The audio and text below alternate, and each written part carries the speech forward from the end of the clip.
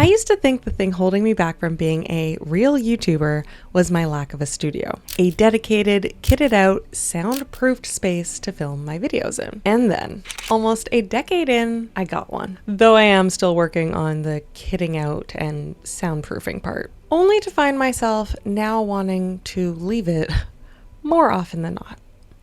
And I know I am not the first person to be hung up on their setup. So many people say they want to create content, but can't bring themselves to hit record because their background isn't aesthetic enough, they don't have the right lights, or they don't have the space to set anything up to film in the first place. And of course, there are real benefits to having a dedicated studio, like consistent visuals to help with brand recognition, or the fact that you can go from having an idea to filming it in the matter of minutes. So I'm not saying that your setup doesn't matter or that you shouldn't strive towards building one out. I'm just asking you to consider, what if waiting for that dream studio is actually preventing you from making the content that would hopefully help you one day afford it? And what if the answer to creating that content now isn't fixing your setup, but abandoning it completely?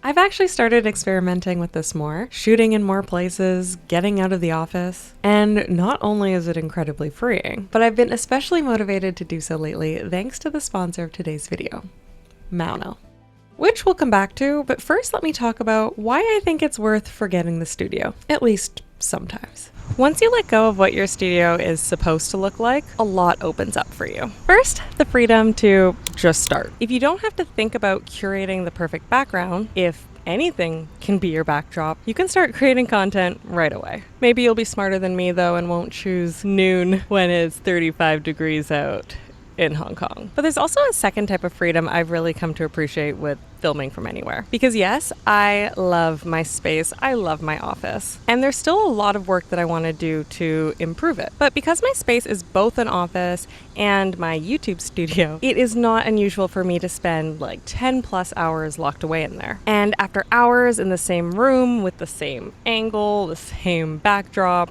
it's easy, or at least it's easy for me, to feel super caged in. And I'm finding that going outside not only changes the feel of my videos, it changes how I feel making them. I feel more energized, more creative. Maybe it's the vitamin D and the fresh air and the sheen of sweat, but it all just makes me feel so much more free to create. Mixing up your shooting location, especially by going outside, also helps make your content feel more dynamic. I find that when I shoot outside, it's really easy to switch up the locations, mix up the camera angles, and as a result, I have to do a lot less retention editing in post to make my videos feel more engaging, meaning that I can get my videos out way faster. Your content also just feels so much more real. In a world where it's easy to use AI or a green screen to make a fake studio background, or even to make a full-on fake person with an AI avatar, I think audiences are increasingly craving more proof of humanity. And the ambient noises that come with shooting in imperfect locations and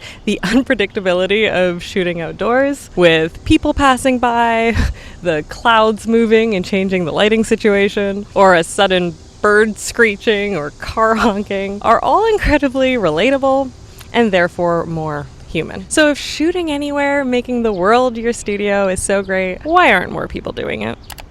Audio. People will tolerate bad visuals, shaky footage, weird lighting, an imperfect, unaesthetic background, all for the sake of good information or a good story. But bad audio really tests people's patience and can often lead to them clicking off a video. And I think that that's what actually keeps us tied to the studio. Most of us think we need it for the cool look, but really we need it for the sound. A controlled space with treated walls and rugs and plushy things down everywhere will always give you more reliable sound, which means that if you can actually capture good audio anywhere, you can create anywhere. That's where today's sponsor comes in. Mauno with their PD200W hybrid mic. This mic can help you stop waiting for the perfect setup and just start. Whether you are shooting on your phone or have already invested in a camera, this mic meets you where you're at. It can connect wirelessly to your phone or to your camera with the camera connector, or you can connect it via USB or XLR. I really love that it can grow with your setup rather than locking you into one. And its broadcast level audio really helps turn any untreated space into a studio. Like right now, I am filming in the worst possible spot in my apartment. I'm by a thin paned window and talking into an open space with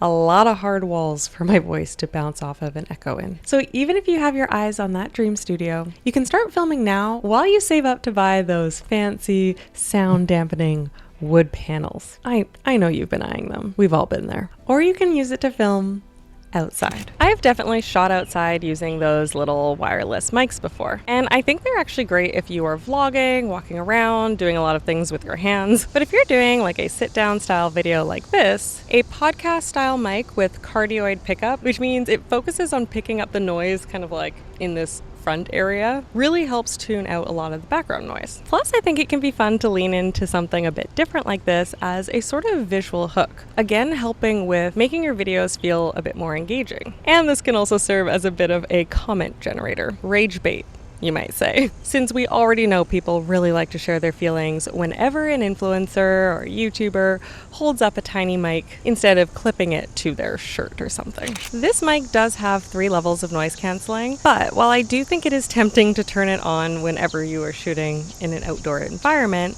I would encourage you to resist. I would save it just for the moments where the background noise truly distracts from what you're saying. Because when somebody sees you out in nature, they expect to hear nature sounds. On the beach, they expect to hear the waves. If you're standing next to traffic, they expect to hear the cars going by. Having no ambient noise at all can actually feel kind of uncanny. But of course, it's whatever you prefer, and you can absolutely turn noise canceling on to help people focus in on your words. Or if your patio is off of a busy Hong Kong street and they're doing construction behind you with literal hammer drilling. Actually, let's turn that on. Okay, there's some hammer drilling going on, and this is the strongest noise canceling. And this is the medium noise canceling, and this is the weakest. I just really kicked it up a notch over there. So let's keep it on the lowest for now, and if it's really bad, I'll fix it in post. Actually, I've been really thinking about getting a second one of these and maybe doing